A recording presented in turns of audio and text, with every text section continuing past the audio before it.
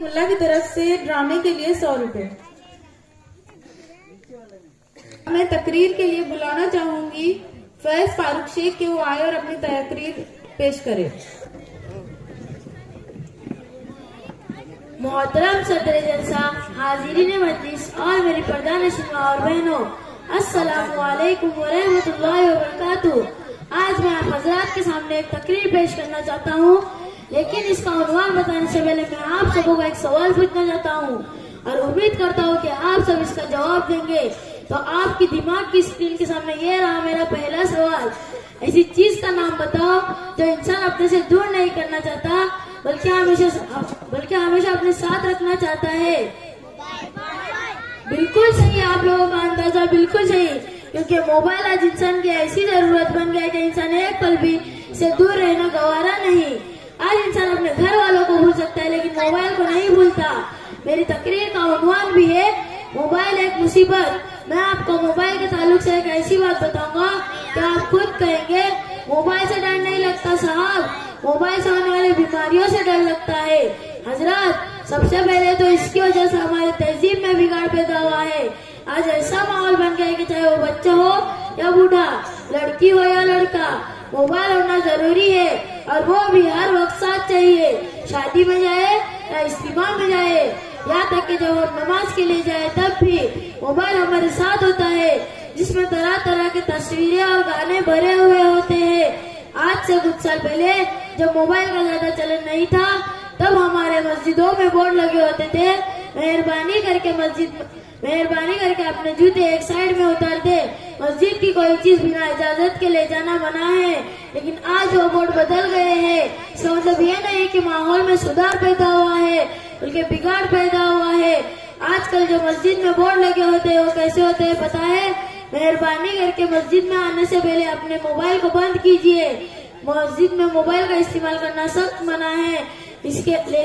इसके बावजूद भी कभी कभी हमारा फोन नमाज के बीच में बज ही जाता है। उधर इमाम साहब कोई सूरत पढ़ रहे हैं, कुल हुवल्लाहु अहद, और इधर मोबाइल बजा, लुंगी डांस, गंदी बात। खुद की नमाज तो खराब कर दी, दूसरों की नमाज भी खराब कर दी। अरे हमारे नबी सल्लल्लाहु अलैहि वसल्लम की नमाज को देखो, सहाबा कराम की नमाज को देखो, तीर पे तीर खा रहे हैं लेकिन पता नहीं चल रहा है। लेकिन ये मोबाइल हमें बिगाड़ रहा है। आप बताओ ये मोबाइल मुसीबत है या नहीं? मोबाइल से एक शेर याद आया, जिंदगी क्या करते हो, जिंदगी क्या करते हो, जिंदगी से राह सही है, तुम तो बीमारी की बात करते हो, हमने तो मोबाइल की वजह मौत बनाई है। ये तो हुए दीनी एतबार से नुकसान, अब जिस्मानी एतबार से नुकसान भी सुन लीजिए, ताकि मोबाइल एक मुसीबत ये लफ्ज आपके जुबान से बेसाख्ता बेझिझक निकल जाए। जदीद साइंस तहकीक के मुताबिक पता चला है मोबाइल 5 मिनट के अंदर एक अंडा पका सकता है। तो अब बताओ हमारे दिमाग का क्या हाल होता होगा। हमारे नौजवान तो घंटों मोबाइल पर बात कर रहे हैं। अरे आजकल के नौजवान तो मोबाइल साथ में टॉयलेट में लेकर जाते। आजकल के नौजवान तो टॉयलेट में भी मोबाइल साथ में लेकर जाते हैं। एक शख्स ने अपने दोस्त को किसी जरूरी काम से फोन किया और जब उस शख्स ने पहली बार फोन नहीं उठाया तो दूसरी मर्तबा फोन किया। उस बार उस शख्स ने टॉयलेट में ही फोन उठा लिया तो उसके दोस्त ने उसे भड़क कर कहा, कहाँ था तूने पहली बार मेरा फोन क्यों नहीं उठाया? इस दोस्त ने कहा, तुझे हर चीज का जवाब देना जरूरी है, अगर सुनना चाहता है तो सुन, मैं टॉयलेट में था इसलिए तेरा फोन नहीं उठाया।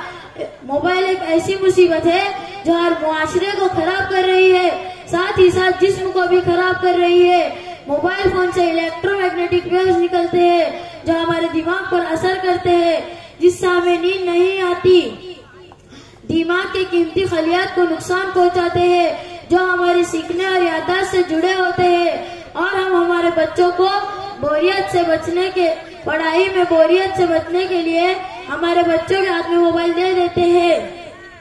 हजरात, मेरी पर्दानशीन माओ और बहनों, जब इसकी वजह इसके सीखने और याद रखने की सलाहियत ही खत्म हो जाएगी तो अब बताओ ये पढ़ेंगे कैसे? अरे ये मोबाइल ही वो मुसीबत है जो दिमागी कैंसर है, मुंह के कैंसर का सबब बनता है। जो लोग दिन में 4 घंटे मोबाइल का इस्तेमाल करते हैं वो 50% वो 50% मुंह के कैंसर का शिकार बनते हैं। और जो आदमी दिन में 2.5 घंटे मोबाइल का इस्तेमाल करता है उसे दिमागी कैंसर का खतरा बढ़ जाता है। और ये मैं नहीं कह रहा हूँ, ये जदीद साइंस कह रही है। जिस पर आज हम आंख बंद कर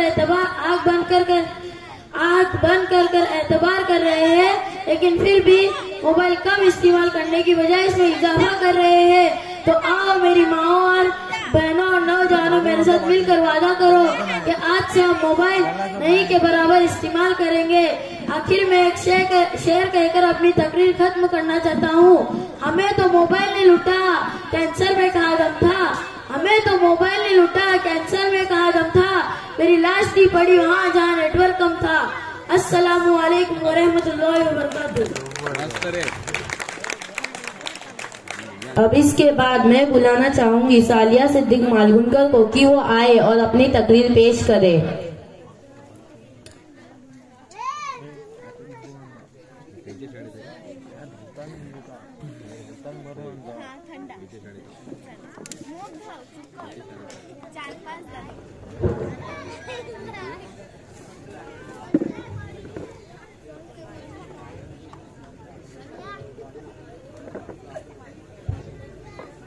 मोहतरम सदर जलसा, हाज़रीन मजलिस और मेरे पर्दानिशीन माँ और बहनों, अस्सलामु अलैकुम वरहमतुल्लाहि वबरकातुहू। अल्लाह ताला ने इस दुनिया में कम उम्र 18,000 मखलूक़ात को पैदा किया है और इन मखलूक़ात में सबसे अफजल जिस मखलूक को बनाया हुआ है इंसान, और इंसानों के अंदर भी 2 फरीक को पैदा किया है, पहला मर्द और दूसरा जन। इस कायनात की हर चीज अल्लाह ताला ने इंसानों की जरूरियात के लिए बनाई है। यानी इसका मतलब ये है कि ये कायनात की खूबसूरती ही इंसानों की वजह से है। मर्द व जन की वजह से, जन यानी औरत वो है जो एक घर को जन्नत बना देती है। इस कायनात का हर मर्द सिर्फ और सिर्फ माँ की ही कोख से जन्म लेता है, यानी मर्द को भी पैदा करने वाली औरत ही होती है। वो औरत ही है जिसने बीबी मरियम बनकर ईसा अलैहिस्सलाम को बगैर बाप के जन्म दिया। वो औरत ही है जिसने फातिमा बनकर हसन और हुसैन जैसे औलाद को जन्म दिया। वो औरत ही है जिसने हजरत अली जैसे बहादुर को जन्म दिया। वो औरत ही है जिसने इस्लाम को जिंदा रखने के लिए अपनी गोदों को सुनी कर दिया। हजरत, आज के इस दौर में जहाँ इंसानों को मोहब्बत और प्यार की जरूरत हो, उसे सिर्फ और सिर्फ एक औरत ही से मिलती है। औरत कभी माँ बनकर अपने मोहब्बत और प्यार के जज्बे को सरपरस्त करके अपने बच्चों की परवरिश करती है, तो कभी बीवी बन के अपने शोहर की खिदमत करती है, तो कभी बहन बनकर अपने प्यार मोहब्बत से घर को खुशियों से भर देती है। जब से दुनिया बनी है तब से लेकर आज तक औरतें इस तरफ बढ़ती आई है। औरतों ने इल्म हुनर से लेकर जंग के मैदानों तक हौसले लिए। हजरत आयशा रज़ियल्लाहु अन्हा के बारे में आता है कि हजरत आयशा रज़ियल्लाहु अन्हा 20,000 से ज्यादा हदीसों की रावी थी। इस बात से हम अंदाजा लगा सकते हैं कि औरत की कितनी अहमियत है। इस दुनिया में कहा जाता है कि एक मर्द तालीम याफ्ता बनता है तो सिर्फ और सिर्फ एक फर्द तालीम याफ्ता बनता है, लेकिन जब एक औरत तालीम याफ्ता बनती है तो पूरा खानदान तालीम याफ्ता बन जाता है। इस कौल से ये बात साफ हो जाती है कि वजूद जन से तस्वीर कायनात में रंग है। बस मैं इतना कह के अपनी तकरीर खत्म करती हूँ। अस्सलाम वालेकुम वरहमतुल्लाहि वबरकातुहू। अब इसके बाद मैं बुलाना चाहूंगी अहद आसिफ अलजी को कि वो आए और अपनी तकरीर पेश करे।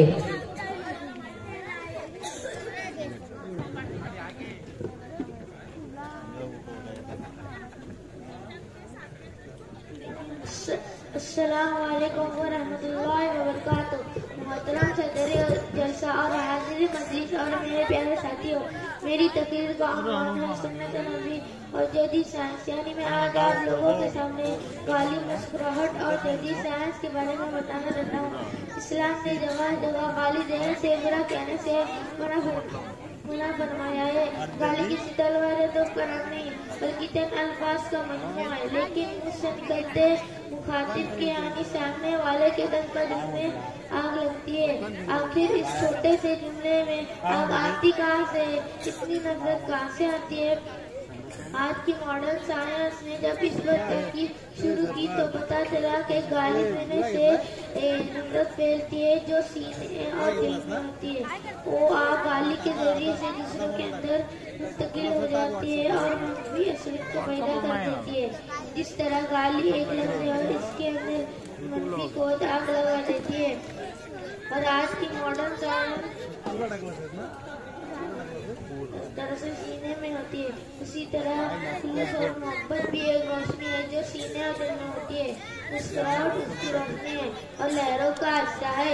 जब हम किसी से मुस्कुरा कर बात करेंगे यानी लहरों दूसरों के लिए सीने में ठंडक का बहस बन जाती है और उससे खुशी होती है। हमारे प्यारे नबी सल्लल्लाहु अलैहि वसल्लम ने फरमाया, मुस्कुराकर मिलना भी सदका है। ये दरअसल मोहब्बत और उल्फत को बढ़ाने का खास अंदाज है। हजरात, हमारे प्यारे नबी सल्लल्लाहु अलैहि वसल्लम ने 1400 साल पहले बताकर चले गए कि गाली देने से दिलों के अंदर नफरत फैलती है।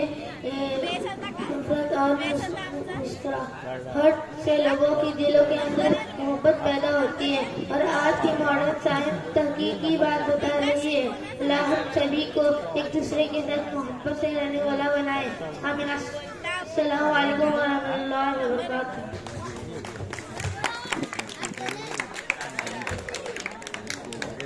बंदे खुदा की तरफ से अमल मालगुनकर के लिए एक पैकेट। बंदे खुदा की तरफ से फातिमा मालगुनकर के लिए एक पैकेट और बंदे खुदा की तरफ से मौलाना तौफीक के लिए एक पैकेट। इसके बाद मैं बुलाना चाहूंगी रेहान अब्दुल रहीम शेख को कि वो आए और अपनी तकरीर पेश करे।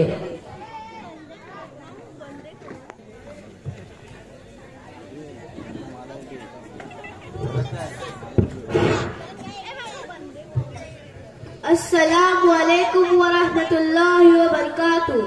मोहतरम सदर जलसा, मुअज़्ज़िज़ सामाईन इकराम, हाजिरीन मजलिस और मेरी पर्दानशीन माँ और बहनों, मेरे भाइयों और बहनों, मैं आज जिस उन्वान के तहत आप लोगों के सामने हाजिर हुआ हूँ वो है तलाशे गुमशुदा। गुमशुदा होना यानी गुम हो जाना, गायब हो जाना।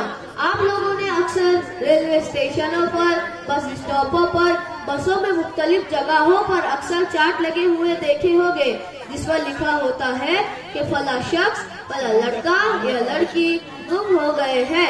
अगर किसी को दिखाई दे तो इस नंबर पर कॉल करे। और साथ में ये भी लिखा होता है कि रंग सांवला है, उसकी उम्र और कद इतना इतना है, वगैरह वगैरह। और उन चार्टों को देखकर हमें बड़ा दुख होता है।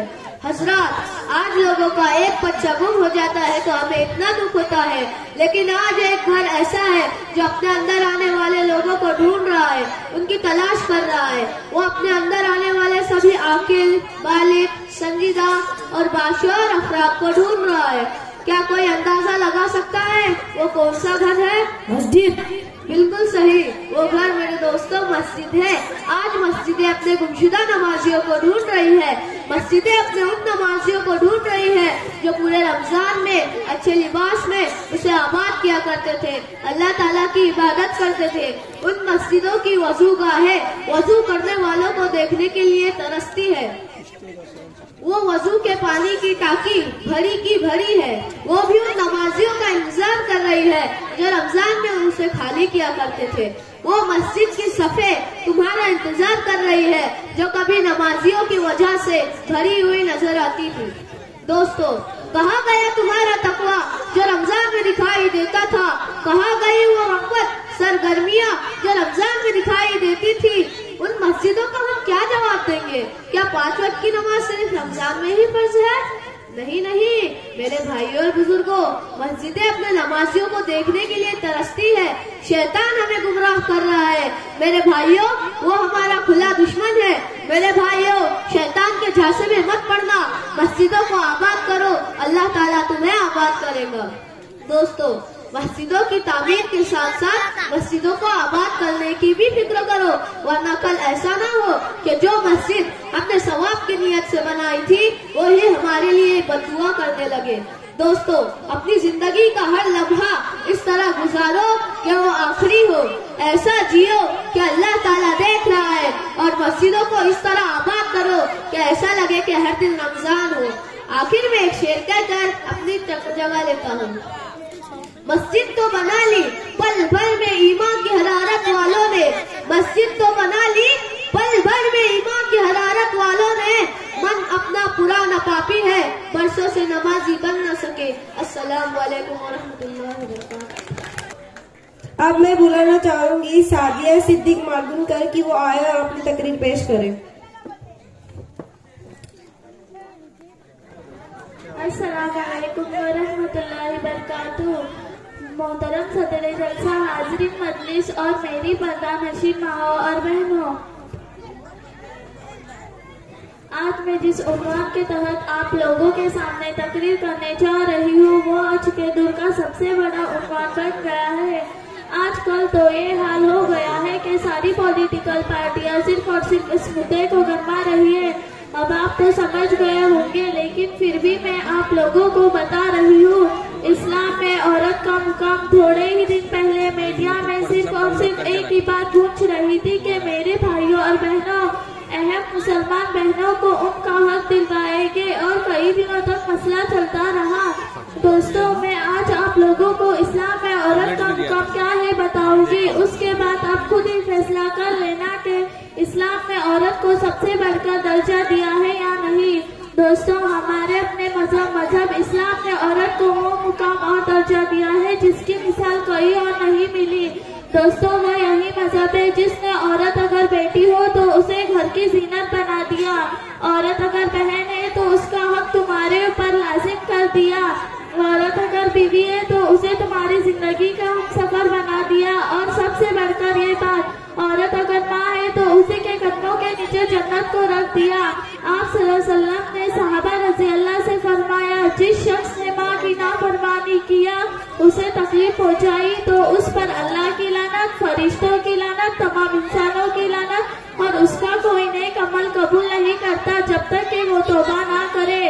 आगे रिवायत के अंदर आता है कि अल्लाह के नबी सल्लल्लाहु अलैहि वसल्लम ने सहाबा रज़ी अल्लाह से फरमाया, ए मेरे सहाबा, अगर कोई माँ का दिल दुखाएगा तो उसे जन्नत नहीं मिलने वाली।